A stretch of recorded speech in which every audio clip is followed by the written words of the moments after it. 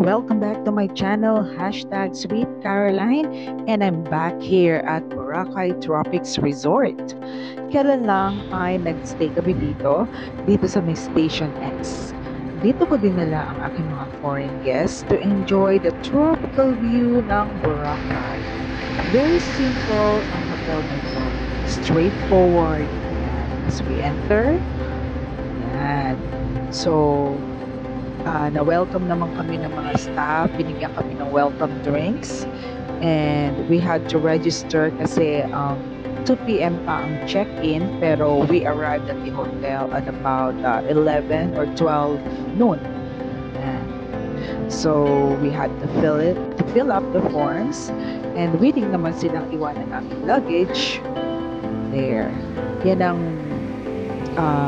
sa may side ng front area, kita nyo ang pool side. Yan. With a garden.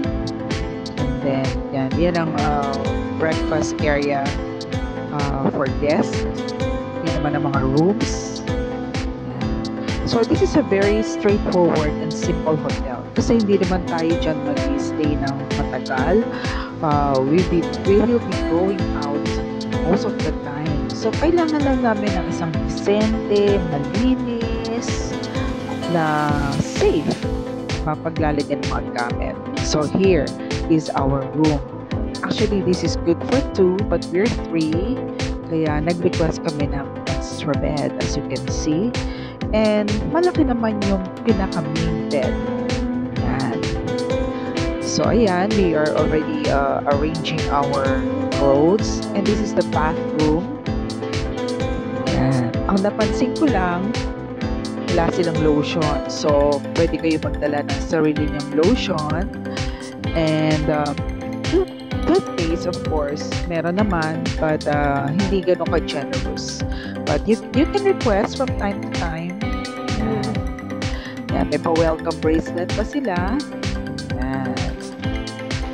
And, yung nabook namin ay merong terrace. So, we can dry up our clothes every time. Very convenient. Kung may mga basa kaming gamit, pwede namin i-dry dito sa labas. Yan. Tahimik naman dito sa tabi. And here's the breakfast area. Actually, wala kami breakfast nung pinabook namin ito. But, we tried it. For only 350. Not bad, di ba? Masarap naman. May pancakes. May rice porridge or lugaw. Yan, merong garlic rice. Ayan, may carbonara. See?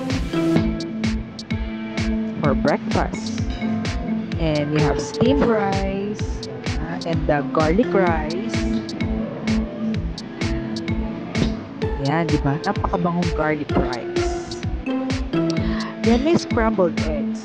At meron ding separate egg station. Pwede kayo mag-request ng sunny side up or scrambled. May hard-boiled eggs.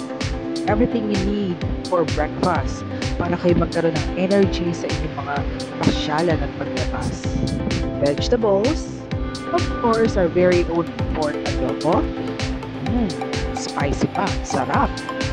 And syempre, may crossover international ang ating local corned beef. Of course, may mga fruits din, tropical fruits, pineapple, papaya, and may mga breads, butter. Yeah, that is the salad station. So, fully pumped up for your next gala, di ba? Yan. May mga juices din naman. Of course, may coffee. Oh, the breads. Yan. See? Kompleto. For 350 pesos, di ba? Not bad. Sulit na sulit naman. Yan. So, very satisfied ang aming breakfast dito.